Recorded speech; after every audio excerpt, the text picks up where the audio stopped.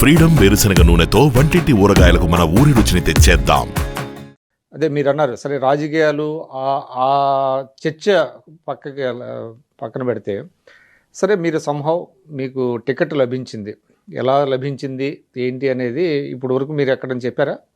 నేను చాలాసార్లు చెప్పానంటే అంటే చంద్రబాబు నాయుడు గారు మీ జిల్లా కాకపోయినా, మీది గుంటూరు జిల్లా కదా, అవును, తాడికొండ అక్కడ మీకు అవకాశం లేదు కాబట్టి మీకు తిరువూరు పంపించారు. అసలు మీరు ఊహించారా టికెట్ వస్తుందని తిరువూరులో? తిరువూరు అనేది చివరి వరకు అంటే ఇప్పుడు ఇది జనవరి, గత జనవరిలో చెప్పారండి. ఓకే, వెళ్ళి పని చేసుకోమని. మే 13 ఎన్నికలు జరిగాయి, జనవరిలో మీకు తిరువూరు అని చెప్పారు, అధికారికంగా వెళ్ళి పని చేసుకోమన్నారు. సో మీకు మరి ఎలాగా ఆర్థిక వనరులు పార్టీ సమకూర్చిందా, మీ స్నేహితులు ఇచ్చారా? ఎందుకంటే ఎమ్మెల్యేగా పోటీ చేయడం అనేది మామూలు విషయం కాదు కదా. అందులో నాకు తెలిసి మీరేమీ పెద్దగా ఆర్థికంగా స్థితిపరులేం కాదు, కానీ ఎమ్మెల్యేగా మీరు అక్కడికి వెళ్ళారు, పోటీ చేశారంటే ఎలాగా మీరు? ఇక్కడ 2 విషయాలండి. తిరువూరులో ఎమ్మెల్యేగా గెలిచే ప్రాసెస్లో ఆర్థికంగా, రాజకీయంగా మొత్తం నాకు కేసినేని చిన్ని గారే చూసుకున్నారు మొత్తం. తర్వాత నాకున్న మిత్రులు, నాలాంటి ఒకడు అసెంబ్లీలో ఉండాలి అని కోరుకున్న వాళ్ళు ఎన్నికల సమయంలో చాలా సహాయం చేశారు. ఓకే, అవి కూడా ఎన్నికల ఖర్చు వాటన్నిటిని. సో మీ సొంత డబ్బు అయితే ఖర్చు, ఏదో ఆస్తులు అమ్మటం? నేను అమరావతి ఉద్యమానికి వచ్చే నాటికి నాకు ఒక ఐఏఎస్ అకాడమీ ఉంది, నాకు గచ్చిబౌలిలో సొంత ఇల్లు ఉంది, నాకు 3 కార్లు ఉన్నాయి. మేము ఇంట్లో మేము ముగ్గురమే, నేను, నా భార్య, నా కూతురు. ఎప్పుడు 2-3 కార్లు ఉన్నాయి మాకు. మంచి ఆదాయం వస్తుంది.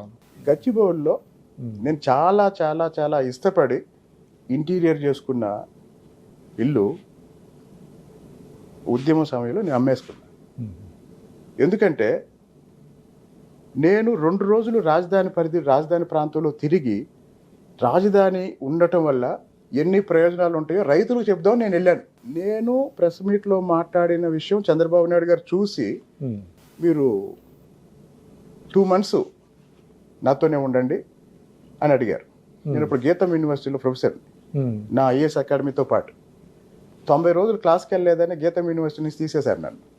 ఎక్కడ? హైదరాబాద్, పటాన్చేరు. ఓకే, అంటే ఇట్ ఈస్ న్యాచురల్. ఇప్పుడు కోదండరామ్ గారికి సంవత్సరాల తరబడి ఉస్మానియాలో లీవ్ ఇచ్చారంటే అది గవర్నమెంట్ యూనివర్సిటీ, కార్పొరేట్ ఇన్స్టిట్యూషన్స్ అది సాధ్యం కాదు. ఉద్యమం ప్రారంభమైన 2-3 నెలలకి కరోనా స్టార్ట్ అయింది. తర్వాత ఇప్పుడు నేను ఒక ప్రశ్న అడుగుతున్నా, మీరే కాదు ఇది చూసిన వాళ్ళైనా ఎవరన్నా సమాధానం తెలిస్తే నాకు మెసేజ్ చేయండి, లేదా ఎవరన్నా ఒక వీడియో చేయండి. అమరావతి ఉద్యమంలో ఎంతోమంది పనిచేశారు, కొన్ని వేల మంది పనిచేశారు. ఉన్న వృత్తిని వదిలేసి, ఉన్న వ్యాపారాన్ని ఆపేసి, మొత్తం వదిలేసి ఫుల్ టైం ఉద్యోగంలో పనిచేసిన ఒక వ్యక్తి పేరు చెప్పండి, మీకు తెలిసిన ఎవరు ఉండి చెప్పండి. మళ్ళీ రిపీట్ చేస్తున్నా, ఉన్న వ్యాపారాన్ని ఆపేసి, ఉన్న వృత్తిని వదిలేసి, ఒక రకంగా జగన్మోహన్ రెడ్డి మీద ఆ స్థాయిలో.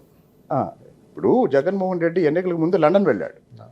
లండన్ వెళ్లే ముందు అప్పటికి నేను రామ్ గోపాల్ వర్మ విషయంలో ఒక కేసు ఉంది, నన్ను అరెస్ట్ చేయమని చెప్పి వెళ్ళాడు. సిఐడి వాళ్ళు కూడా హైదరాబాద్లో మా ఇంటికి వచ్చారు. మా ఇంట్లో మా పాప ఉంది, మా మిస్సెస్ ఆఫీస్కి ఫోన్ చేస్తే మా మిస్సెస్ ఇంటికి వచ్చి నోటీస్ తీసుకున్నారు. నన్ను అరెస్ట్ చేయడానికే వచ్చారు. ఆ రోజు నేను ఉన్నట్లయితే అరెస్ట్ చేసేవాళ్ళు.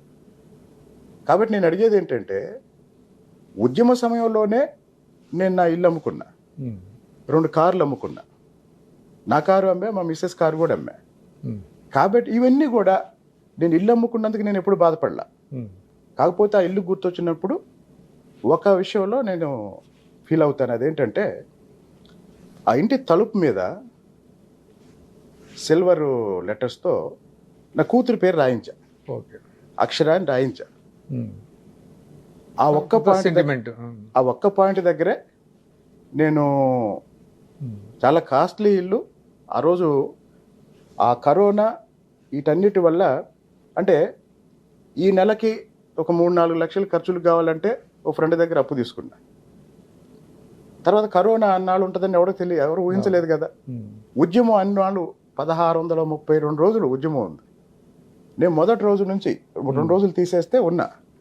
ఈ ప్రాసెస్లో ప్రతి నెల ఆ నెల మెయింటెనెన్స్ కోసం అడ్జస్ట్మెంట్ చేసుకుంటే కొన్ని నెలల తర్వాత వెనక్కి తిరిగి చూస్తే చాలా అప్పులు అయితే ఆ అప్పులు క్లియర్ చేయటం కోసం ఇల్లు అమ్మాను నేను. తర్వాత నేను నేను 4 సార్లు పాదయాత్ర చేశాను. ఒకసారి పాదయాత్ర చేసేటప్పుడు వెలగపూడి గోపాలకృష్ణ గారని విజయవాడలో ఉంటారు పెద్ద ఆయనకి తెలిసిన వాళ్ళ చేత ఒక చోట కాస్త నామినల్ ఇంట్రెస్ట్కి అప్పిప్పించారు. ఓకే. ఆ అప్పిచ్చిన వాళ్ళు క్యాన్సర్తో చెన్నై అపోలోలో ఉన్నప్పుడు అర్జెంటుగా డబ్బులు కావాల్సి వస్తే రీపే చేయాలి. నా హోండా సిటీ కార్ అమ్మేసి డబ్బులు పంపించాను. కాబట్టి మీకు ఎన్ఆర్ఐలు ఎవరో కొంత హెల్ప్ చేశారంటారు ఏం లేదా? ఇప్పుడు ఉద్యమం జరుగుతున్న ప్రాసెస్లో ఓకే 10 మంది సహాయం చేశారు. ఈ 10 మందిలో అన్ని రకాల వాళ్ళు ఉంటారు కదా. ఉంటారు. పోనీ ఎవరైనా పులిపూడి శ్రీనివాసరావుని ఫలానా ఇప్పుడు ఎలక్షన్ అనేది ఓ పెద్ద కార్యక్రమం. నేను ఐ డూ ఎలక్షన్ అనేది ఎవరైనా పెద్ద కార్యక్రమం. సో ఆ విషయం పక్కన పెడదాం. కాబట్టి సహాయం చేసిన వాళ్ళు అందరూ కూడా ఎవరి స్థాయిలో వాళ్ళు. ఇంకో విషయం ఇంకోటి ఇచ్చామంటారు. నేను ఇంకో విషయం చెప్తాను. అది కూడా ఉంది. నేను ఇంకో విషయం ఎంత కొంత ఇస్తే ఎక్కువ ఇచ్చామని కూడా చెప్పేవాళ్ళు ఉంటారు. అయితే ఒకటండి 99% ఈ ఎన్నికల్లో తెలుగుదేశం గెలవాలి, కొలిపూడి శ్రీనివాసరావు లాంటోడు అసెంబ్లీలో ఉండాలి అన్న సదుద్దేశంతోనే హెల్ప్ చేశారు. రాష్ట్రం కోసం పనిచేశారు. మొన్న వ్యక్తులు కూడా కాదన్న, అక్కడ నాకన్నా కూడా అక్కడ అభ్యర్థి నాలాంటోడు ఉంటే తెలుగుదేశం పార్టీకి రాష్ట్రానికి ఉపయోగం అన్న ఉద్దేశంతో సహాయం చేస్తుంటారు. 1% సహాయం చేసి ఏదన్నా రేపు అవకాశం వచ్చినప్పుడు మళ్ళీ మనం ఏమైనా అడగటానికి ఉంటుంది అని చేసిన వాళ్ళు కూడా ఉంటారు. అయితే ఇందులో ఒక తప్పనిసరిగా మీకు చెప్పాల్సిన విషయం, ఎలక్షన్కి ముందు ఒక వ్యక్తి నా దగ్గరికి వచ్చాడు. నాకు పరిచయం లేదు. ఓ ఫ్రెండ్ తీసుకొచ్చి ఎలక్షన్ కోసం ఉంచండి అని కొంత డబ్బు ఇచ్చాడు. ఓకే, అతను ఎవరో నాకు పరిచయం లేదు. ఓకే, ఎలక్షన్ ముందు వచ్చాడు, కొంత హెల్ప్ చేశాడు. ఎలక్షన్ అయిపోయింది. ఎలక్షన్ అయిపోయిన 1 month తర్వాత వచ్చాడు. సాధారణంగా ఎవరు హెల్ప్ చేసిన ఎవరికైనా మనం గౌరవిస్తాం. సో అట్లానే అతన్ని రిసీవ్ చేసుకున్నా, తిరువురు వచ్చాడు, రిసీవ్ చేసుకున్నా, మా ఇంట్లో కూర్చోబెట్టా, మాట్లాడుతున్నా. ఒక అర్ధగంట మాట్లాడాడు. నేను మొదట 5 నిమిషాలు విన్నా, ఆ తర్వాత నేనేం వినలేదు, నా ఫోన్ చూసుకుంటూ కూర్చున్నా. ఆ 5 నిమిషాలు ఏం చెప్పాడంటే, అతను అమెరికాలో ఉంటాడు, మీరు ఒక 200 crore బ్లాక్ మనీ నాకు ఇవ్వండి, నేను దాన్ని వైట్ చేసి తీసుకొచ్చి మీకు ఇస్తా అన్నాడు. ఇది ఫస్ట్ 5 minutesలో అతను చెప్పింది. ఓకే. ఆ తర్వాత అసలు అతను ఏం చెప్తున్నాడో నేను వినలా. అంటే ఇది ఎందుకు చెప్తున్నానంటే, రాజకీయ నాయకుల గురించి, కరప్షన్ గురించి జనంలో ఏ స్థాయి అభిప్రాయాలు ఉన్నాయో ఇది ఒక ఎగ్జాంపుల్. సుమన్ టీవీలో మీ పర్సనల్ అండ్ బిజినెస్ ప్రమోషన్స్ కోసం కింది నెంబర్కి కాంటాక్ట్ చేయండి.